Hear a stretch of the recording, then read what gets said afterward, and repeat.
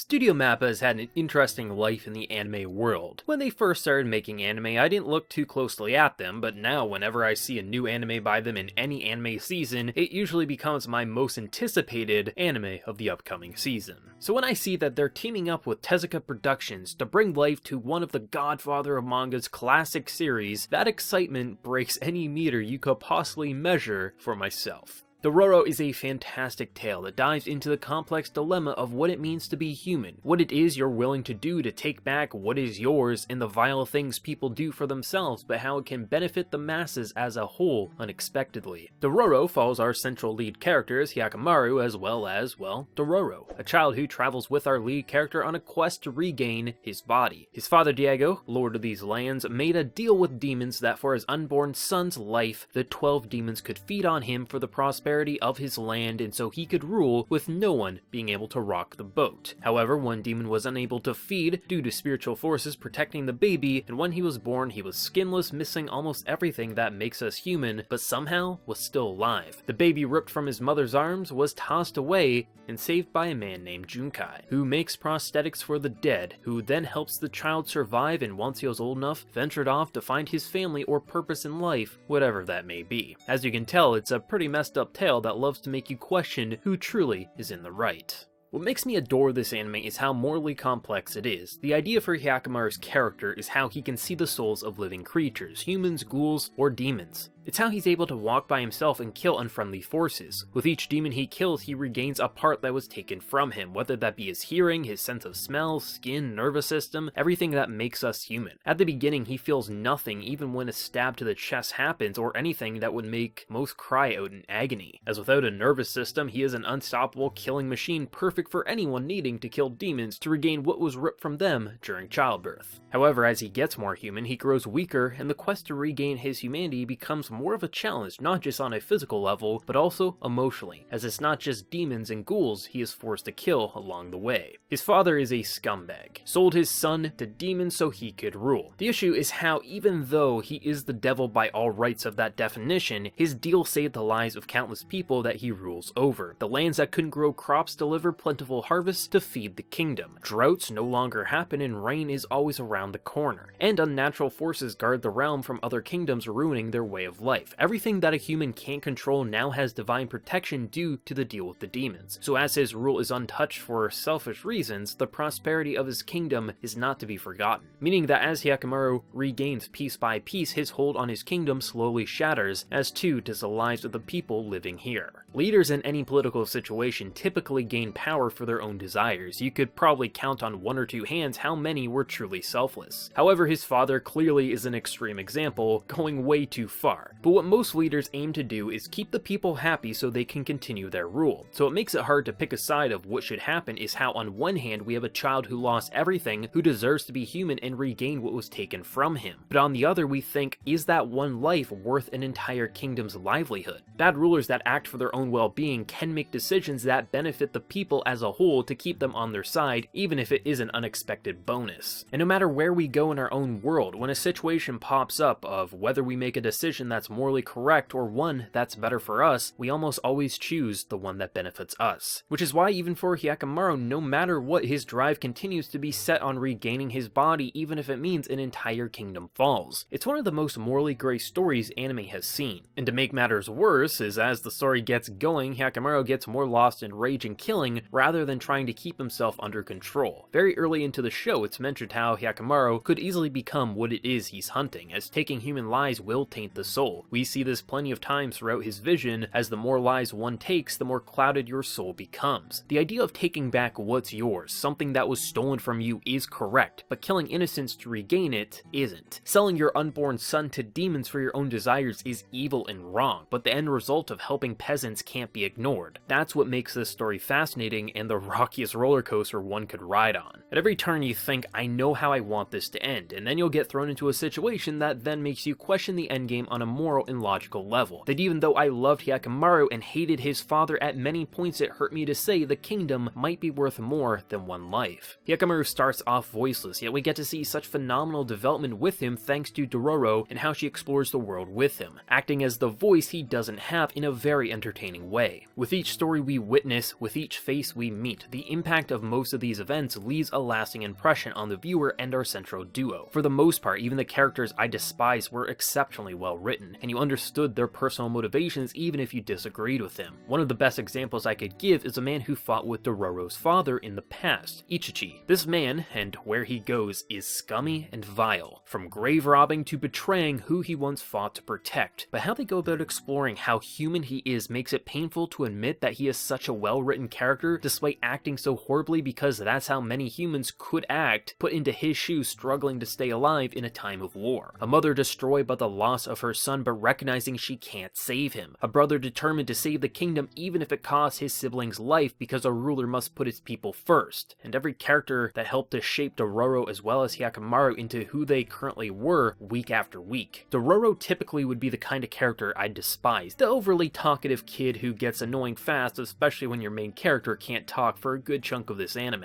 However, Dororo has lost more than any kid her age should, and underneath that bubbly persona is a tormented soul that helps to bring out the best in Hyakkimaru and keep him grounded to reality and not be lost in rage and despair. That without Dororo, Hyakkimaru really would become a demon even with all his humanity returned to him. It's a complex story that even when arcs not focused on killing a demon popped up, it helped to shape this world into something full of life. Many of these people suffer, and as Hyakkimaru gets more human, they will suffer even more. No matter what, not every area in this world will be perfect, but the anime reminds you enough what this current area can look like when the endgame is concluded and he has his body back. There's no correct answer of how it should conclude. Everyone has a morally correct opinion that will screw over the others past a small handful who are just horrible people by default. Hyakkimaru deserves his body even if it kills a kingdom, and this kingdom deserves to live at the cost of one unfortunate baby. The fact that this anime took the time to explore singular stories not fully related to Hyakkimaru, but rather just aimed to tell a story surrounding random people helped to keep this anime feeling alive. Rather than making everything feel like a plot device, we open up to this world piece by piece, which helped to sell us as a living and breathing environment. When you get introduced to his brother, you see why a compassionate and caring lord would turn cold for his people rather than standing up for a brother he just met, because a lord's duty is to protect his kingdom. Whether it was a recurring character or a one-time face, I truly felt that most motivations were explored really well. Not every arc is perfect, mind you, and some do have their fair amount of faults, as seen sometimes with pacing, but each episode did in some way leave a lasting impression. At times you may wish a character had more time to flourish and dive into their personal motivations a bit more, or that an arc probably should have been a two-parter, but even when the anime takes missteps, the end results still seem far superior to what you're typically used to seeing from anime in today's climate. As rather than keeping the focus on shallow aspects, Dororo is built on its character writing, that most of the characters are at the end of the day human, and we know what humans do for their own well-being, ignoring others in the process. The relationship between Dororo and Hyakkimaru is the heart and soul to this anime, despite the end result being the aspect we might focus on the most. Two tortured souls traveling the world trying to find an end result where they both can find happiness while having the weight of the world off of their shoulders. As the story keeps moving along, the two get tangled up more and more in a web of politics that both wish they could probably just avoid, but are too committed to abandon at this point in time. You have dead parents, the humanity ripped off of you, and a kingdom that deserves to live but unfortunately is ruled by a scumbag. It doesn't get more complex than that.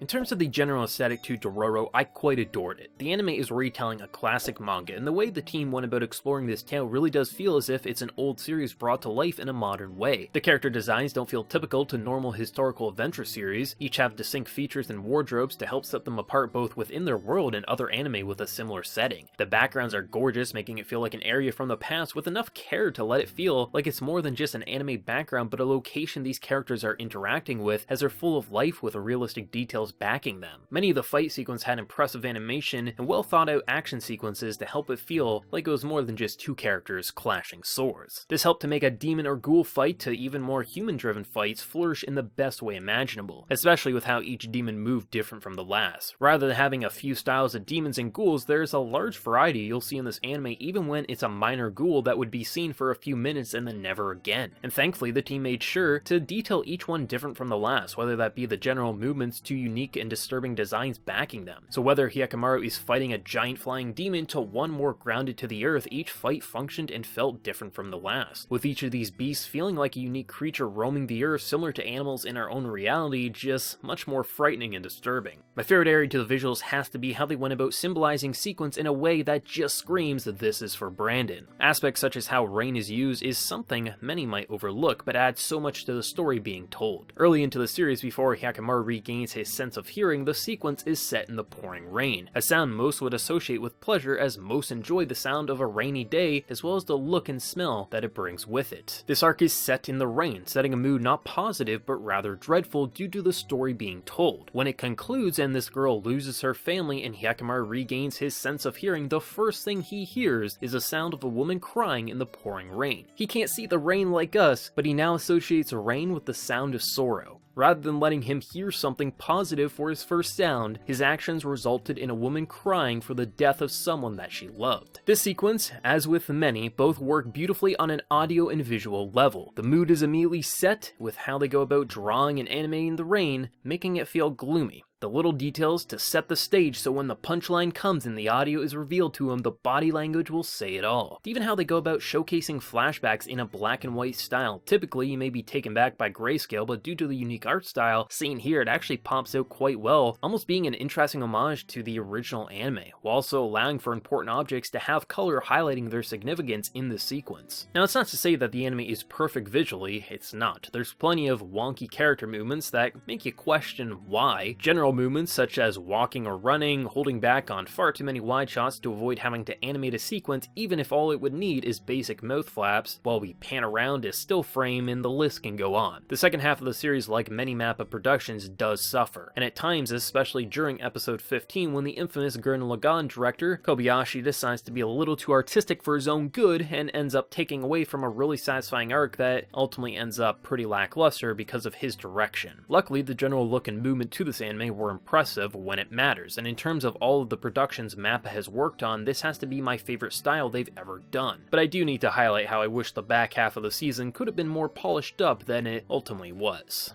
When it comes to the voice acting, Dororo steals the show. Don't get me wrong, Hyakkimaru has stunning acting, especially with how he starts off not knowing how to speak to the slow but steady progression of a man being able to express his thoughts with more than just grunts. From not being able to talk to regaining your voice, this acting is 10 out of 10, and I don't think there was anyone more capable than Hiroki Suki, that voiced Hyakkimaru in Japanese. But I found Dororo to be quite special because this character should fail for me. Typically, I'm annoyed by child characters, and Dororo is a chatterbox.